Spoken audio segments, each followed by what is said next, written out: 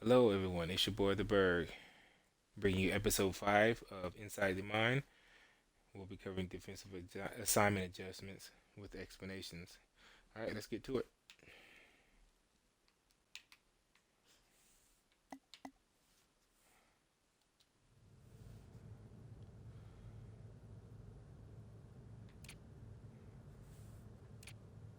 All right, so we're going to pick. Let's just go into a standard passing defense just because.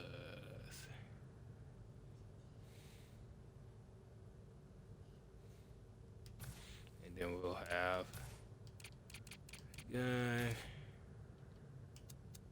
Let's get a nice little.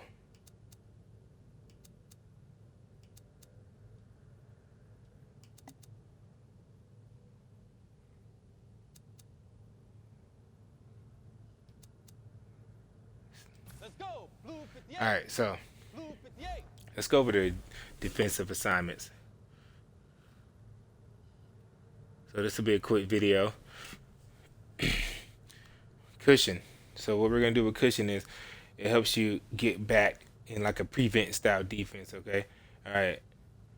So it's a way to blend, mix the defense up some. All right. So you're gonna drop people back. Everyone except the user drop back on that one. All right. This keeps you from getting beat over the top. So let's say you want to send on offense, someone's trying to send someone on the street. All right. But you on defense want to leave over the top 1-on-1. You got a corner who's not really all that talented, or you just don't want him to get beat because there's a speed mismatch there. All right, let's see what happens here with Mike Wallace, who's a speedster.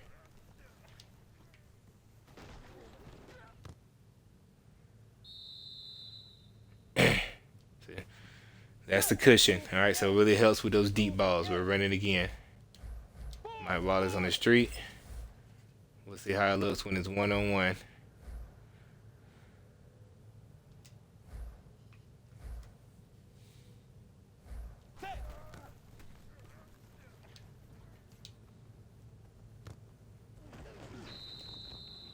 Okay, that's 1-on-1, and usually most 1-on-1 battles, who wins it? Typically the wideout does, but not that case. All right, let's try on the opposite side now with the less talented corner. Two jet. Two jet. Force. Force. Bring Cup coming down, put him in a spot so he doesn't blitz. See what we got. See?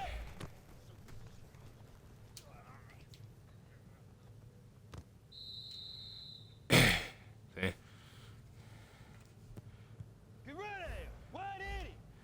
Like anything, it's capable of getting beat. So let's see how easy it is for Charles Tillman if he's playing a normal distance, how quickly he gets smoked. Two jet. Hut.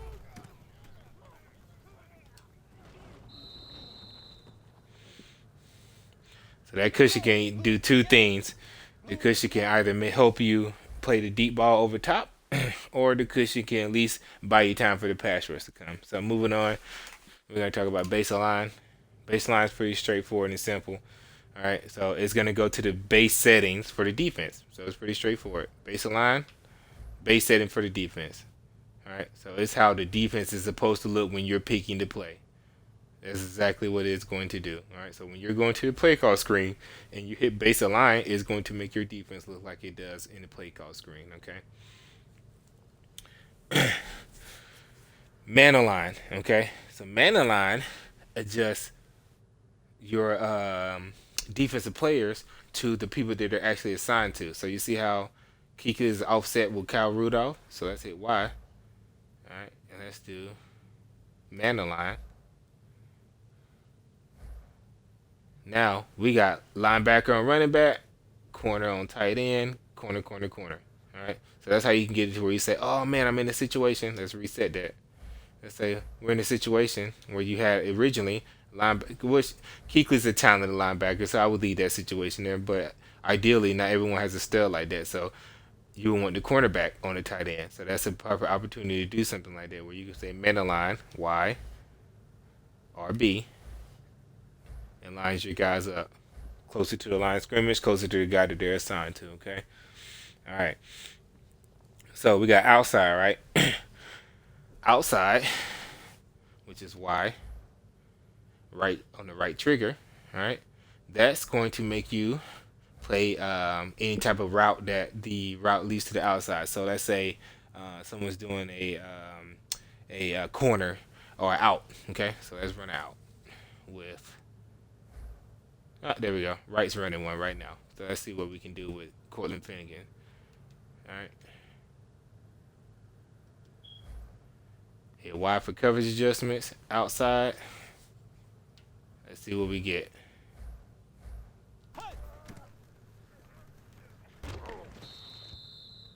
Well, the blitz came in. But you see how he started playing them? Let's see Kyle Rudolph then. Alright.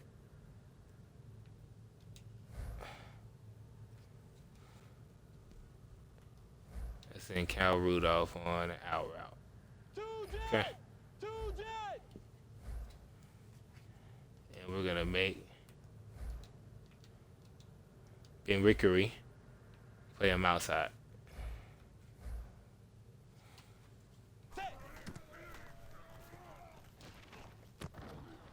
He played it poorly, but ideally, you see how he made the move to try to swat the ball. He put him in a good position. All right, we're gonna try that again. Out route. I put him on a zig last time. That's why. Okay. All right. So Ben Rickery outside. Run it.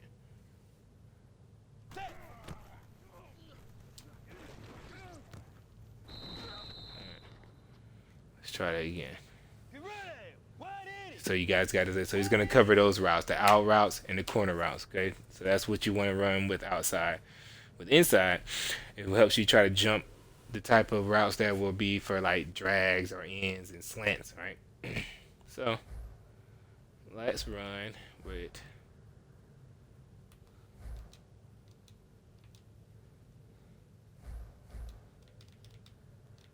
Charles Tillman here. Let's have him run inside. And let's send Diggs on that slant that he's already going on and see what we get.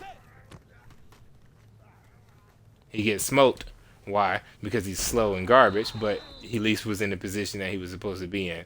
All right, let's try that with Josh Norman this time and see if we get better results with him mirroring him. Okay.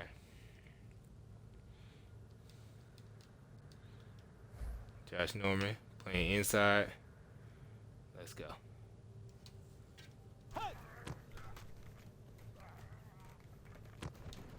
He played him in though, okay?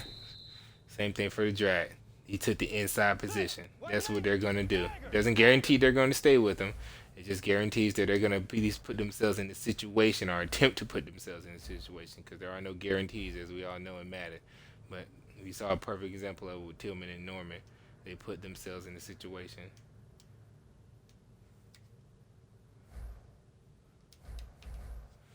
Same thing. Inside again. Okay. All right. So over the top, we are is many ways like cushion, but with over the top, you can disguise it. It's more like a disguised version of it. Okay. So let's reset the play. Send Mike Wallace on the street, right? Let's see what happens when Josh Norman plays him normally without playing over the top. If I can get the football off. Let's block Cal Rudolph. And let's send one-on-one again so we can see a good look how it looks. Okay?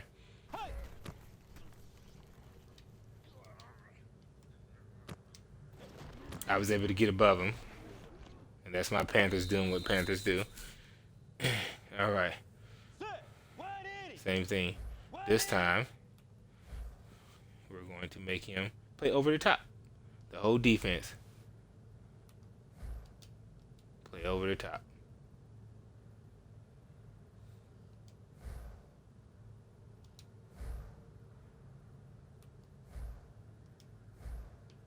Whole defense is playing over the top. So the downside to this is they're gonna play the ball over top, but because they're playing the ball over top, they're not gonna break down on any routes. So let's see how it looks when he plays the ball over the top.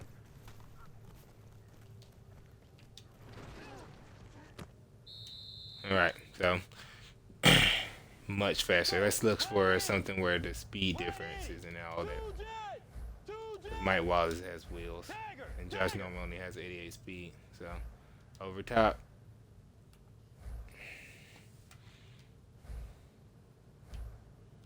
Remember, they're not breaking on any routes that are short. So let's see. Corley Finnegan this time. See how the safety plays him over the top too that time. All right. You ready? White 90. So the next thing you want to talk about. So remember, over the top is good for playing like you would if you were giving cushion, but not letting the offense know that's what you're trying to do. Okay, so press, that's pretty self-explanatory. First, you need to have a good press rating. So, and you see that press needs to be used wisely.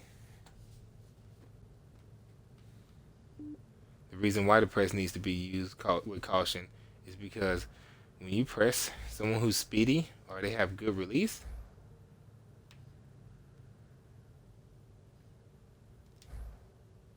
this is the potential what can happen. All right, so let's see what happens if he presses him. So we're gonna hit Y. Down on left thumbstick. Jam our guys up. And let's see.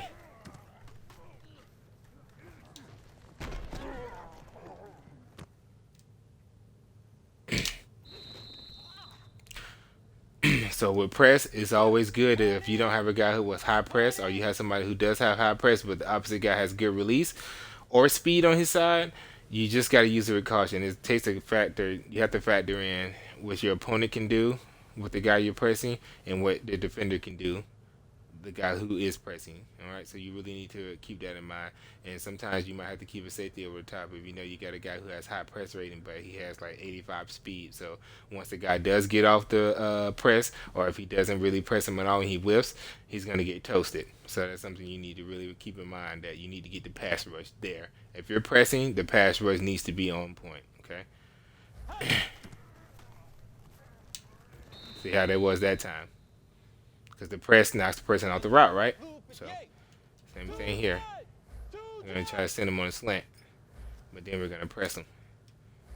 And see if we can bump him off. Or at least delay it. Jam, jam, jam. Take inside. Let's go. White 90.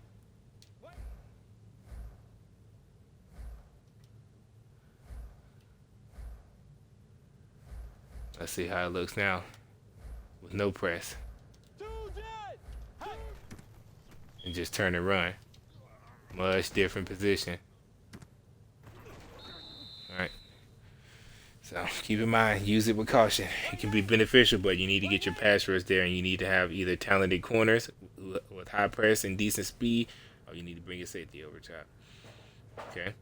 We all know what quick adjust does. That was an accident. Trying to switch between two controllers, guys. Give me one sec. Okay, so quick adjust. You hit Y again. It helps you change. This is something that they implemented this year because there's a legacy issue where people would quick hike you when you would be trying to adjust someone and they see you switch to them. I still do it the old-fashioned way because it just feels right for me, but I know for a lot of guys they like doing it this way. So, boom. You can also switch in a little bit. All right. So quick adjust is really straightforward. Helps you adjust the guy without actually being on him. So no further explanation needed for that. All right, so we're going to talk about next is sticks. What does sticks do? So sticks makes you play the defender. Let's say the 30-yard line is where you need to go. All right, so I just say imaginary line. First down mark is at 30-yard line. You play sticks, and it makes your defense break on any route aggressively that's near the first down marker. So anytime somebody makes a cut or break or route that runs to the first down marker, they're gonna play it. Okay, so they're gonna adjust it down and around the distance or so before they do it. Okay, before they drop their zone. Because let's say, like you saw on the earlier vid, for those you saw it, you saw Josh Norman drop like 20 yards back, right? On the hook zone that he should only drop back 10 yards before he passed it on to the safety. If you play sticks, he's gonna break out the route a lot sooner if the route takes that guy past the first down marker. So once he realizes that, he's gonna drop the route a lot sooner. Okay. Show blitz. That's beneficial for two things.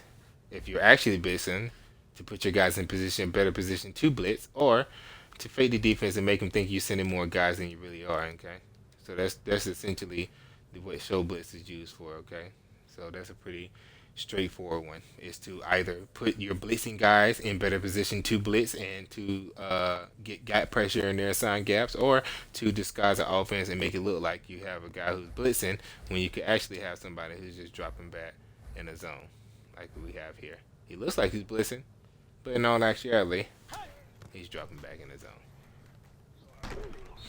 So, Get ready. 180. and let's see, 180. what else did we need to cover? So, we talked about man line, we talked about outside, over the top, cushion, baseline. What else do we need to talk about, guys? Let me look at my itinerary here real quick.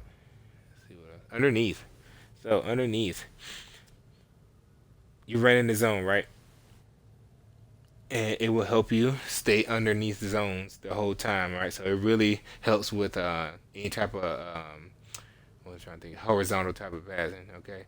So curls is something that is really good for. Okay, so it helps you play underneath those and people who are running like any type of ends too. So and the best thing I've found is that if you mix zones up with in the red zone and you run underneath, it's real beneficial, especially on the goal line, because you have your back to the end zone. You're backed up, so you can only go so far back. So your zones are shorter, so you can actually play a little more aggressively and sneak those guys underneath there when those for those quick slanted routes. Okay, it really helps them break on the ball a lot sooner for anything underneath. So that's something to keep in mind about underneath. That's exactly what it means. It plays underneath their man.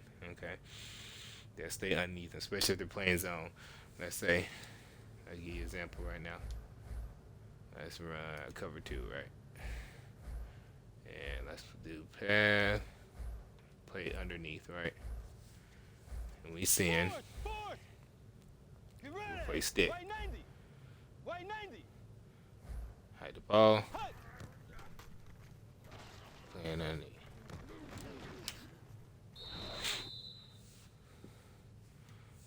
Let's go. That's right.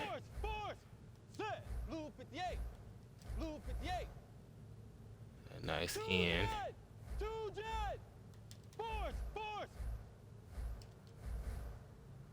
Smart ride him a little bit. Here we go. So now, since we want to play underneath, let's run a zone.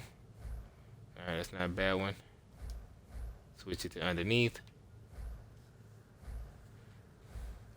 Hide the ball.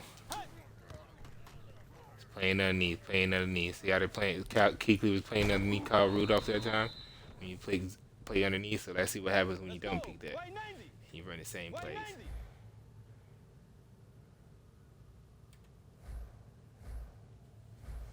Send Kyle Rudolph on the same route. Two jet. In. Two jet. Smart ride him. Force. So we're not going to pick play underneath, and let's see what happens.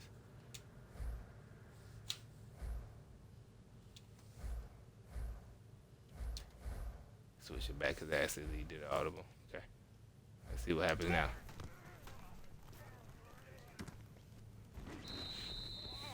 Alright, so it's slightly different there. Kuechly has a lot of good play reps, so he was playing underneath of that anyway, but that's essentially you get the gist of it. So yeah, that's it for the video for defensive adjustments, the explanations of how each one of those guys work.